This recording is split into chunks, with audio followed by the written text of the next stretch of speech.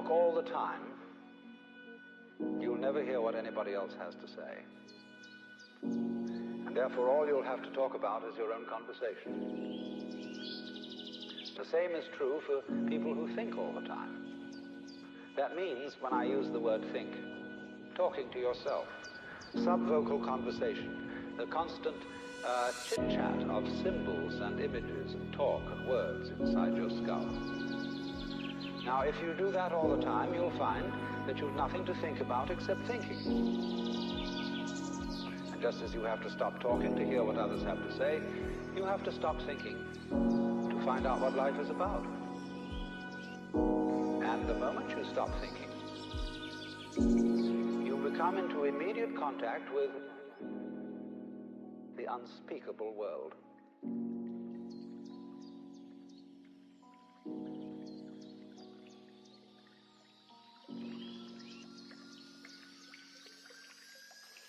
The force of liberation will blow the world to pieces.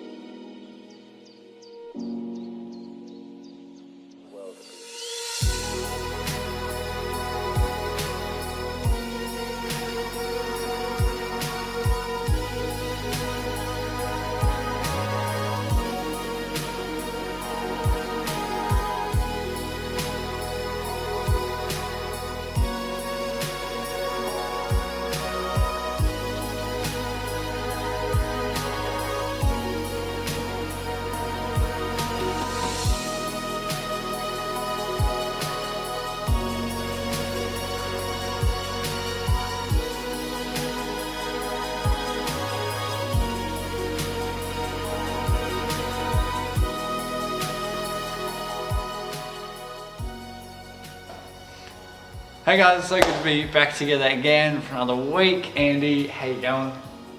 Good, really well. How are you guys going? Let us know in the comments. We'll be there. Yeah. So it's awesome to be back together. Again, you're probably hopefully enjoying this last week of school as well. Now you can all see each other. That's awesome. But yeah, as usual, we've got the chat section either there or down there. So throw us a comment. Let us know how you're going, how your week's been. Say hello, whatever you like.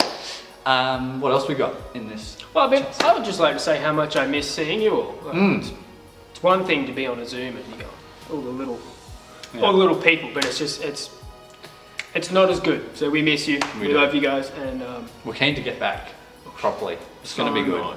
Don't know when that'll be, but it'll be great, regardless. Yeah, please come. Also, we've got the chats, other than the chat section, sorry, we've got the live prayer button. So if you need prayer or want prayer for anything at all, you can hit that and you'll be sent to one of us leaders. Yeah, so this week, Isaac's going to be continuing on and we're going to be looking at Philippians again. So chapter 2 of Philippians, which should be good. But next week, we've got something pretty cool next week. What are we doing? Is it trivia? I think It is guys, trivia. we're doing a trivia Zoom night now. I mean, Oh, if that yeah. doesn't really psych you up for life, I don't know what will. It's going to be good fun, and we are yet to confirm. I think there's going to be a dress-up theme, which is, I think. So, just in. Yeah. Internet icons. If you're coming as a Viner, please don't be a TikToker because it's not a real thing. A meme. So, You can come as a meme. Yeah, a meme, an influencer, also The not classic a real thing, memes. We want you to dress up as your favourite Viner, memer? Yeah. Any one of Internet those. icon. Someone who's made Internet their sensation. That's the one. Just people who have got famous from not having a real job. Exactly. That's exactly what we want. So yeah, next week we're going to have I don't know if we're going to have we will have an intro for this one again next week, but we'll pretty much be jumping straight into Zoom for a bit of trivia through Kahoot, which will be a lot of fun. So yeah, dress up as your favourite internet sensation. Should be fun. It'll be good. Just as a note on Zoom, I'm sure you're all well practiced by now, but obviously we need to know who's coming into our Zoom, I was going to say lessons, but this isn't school, into our sick, fully rad Zoom Awesome hangs. Zoom sesh. So please, just when you're logging in, just make sure you have Jack.McPherson. If you're Jack McPherson, use that as a placeholder if you're not Jack McPherson. And then obviously with the live chat function on the On Zoom. online church, that's Oh yes, that. yes. Don't put your full name Don't in put your that. name in here or down there. Just a first name will do fine in the online chat, and then in the Zoom, make sure you have your full name. That's a good reminder. Also, another thing, if you want prayer for things, we do have on New Vine Online, we've got the kids section, and you can still put your prayer requests in there if you want, and they'll come through to the guys here at church. We'll be praying for you as well. If you'd rather do that instead of hitting that live prayer button, you can do that too. Before we go into our Zoom and Isaac's message, we are going to do a bit of worship together. Yep. So Luke Reed is going to be leading us in a bit of a song. So yeah, wherever you're at, I guess. If you want to dance, if you want to jump around, if you want to play dead ants on your own, you can do that too. And yeah, just enjoy this time of worship together. Yeah, looking forward to seeing you guys in the Zoom meeting. So I see you all there. Arrivederci, guys.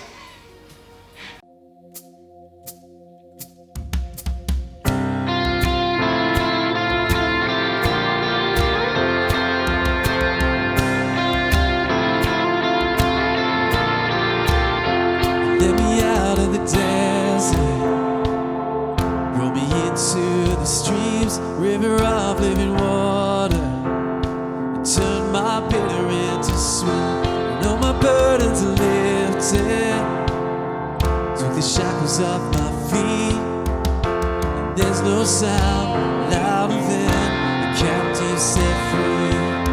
So let the redeemed of the Lord say so. Sing of his promises evermore. Pour out the faithfulness, let it overflow. Let the redeemed of the Lord say so.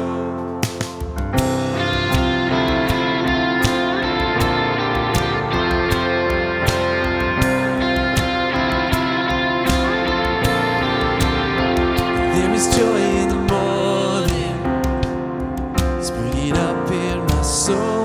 There is life worth living, for he calls me his own. And there's a hallelujah after sweet victory.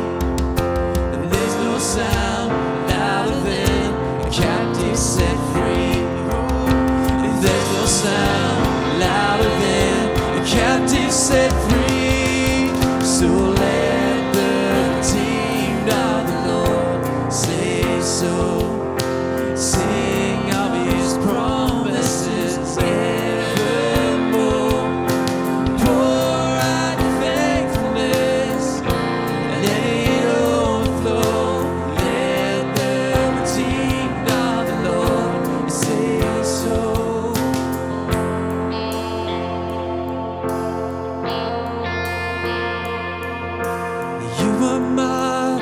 deliverer, the freedom I'm living in.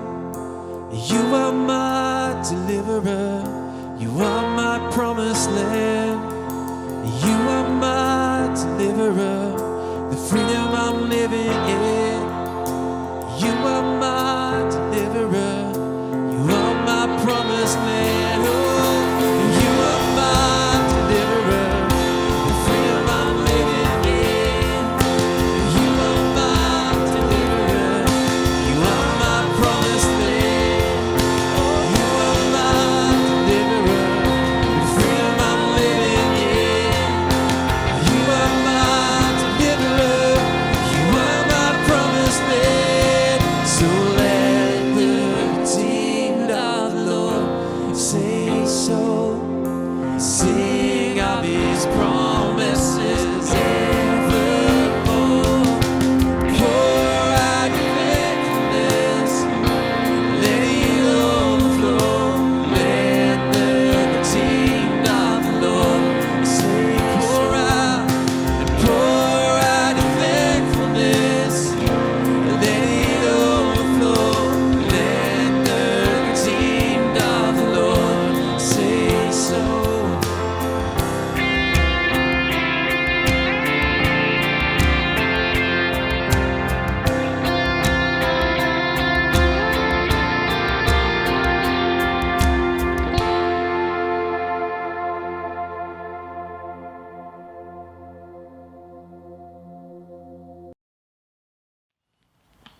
Evening Dig, good to see you all again. Thank you for joining us. Hey, some exciting news. You guys are going back to school full time. How good's that? Probably not as exciting for you, but what that means for us is that these restrictions are just slowly changing a little bit, and we are one step closer to being able to meet back here together on a Friday night, which we are really excited about. As a youth team, we're talking about that a little bit, what that looks like, and yeah, really excited to just be able to spend time together again. But for tonight, we're jumping back into our Zoom small group. We're going to be talking through another passage in Philippians that I want to read for you. If you've missed the last few weeks, Paul is in a prison cell. He's been thrown in there for sharing the good news of Jesus. The poor guy keeps getting beaten up all the time.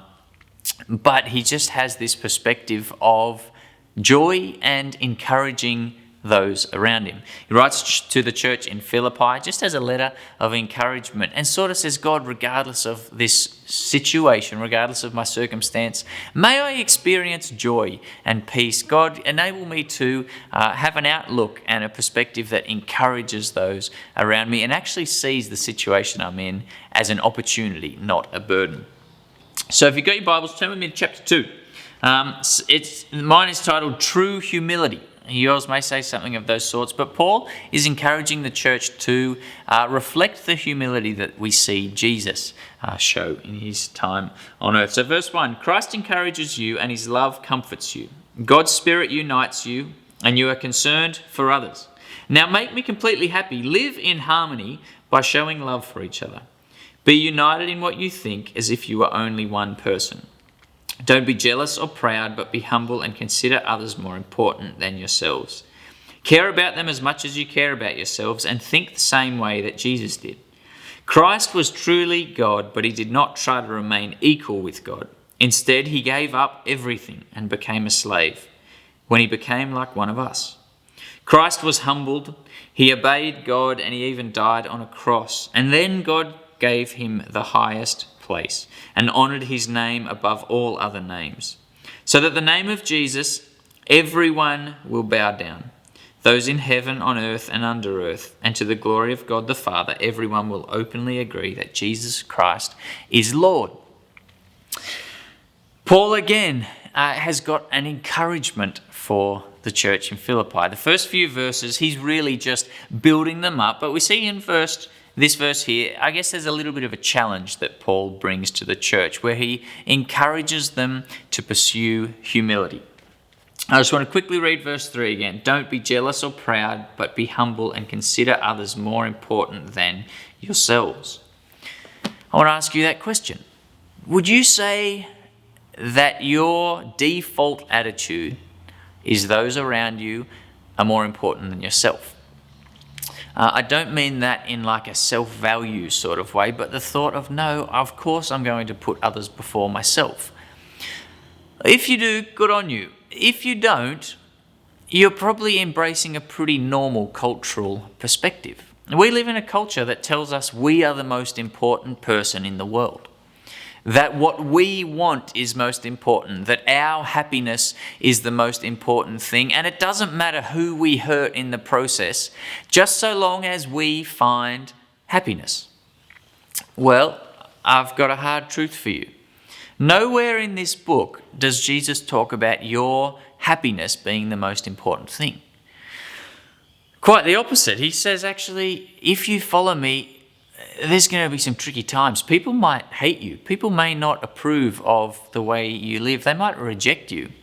But just continue to push forwards and follow me. So we're going to talk about this in small groups for a bit.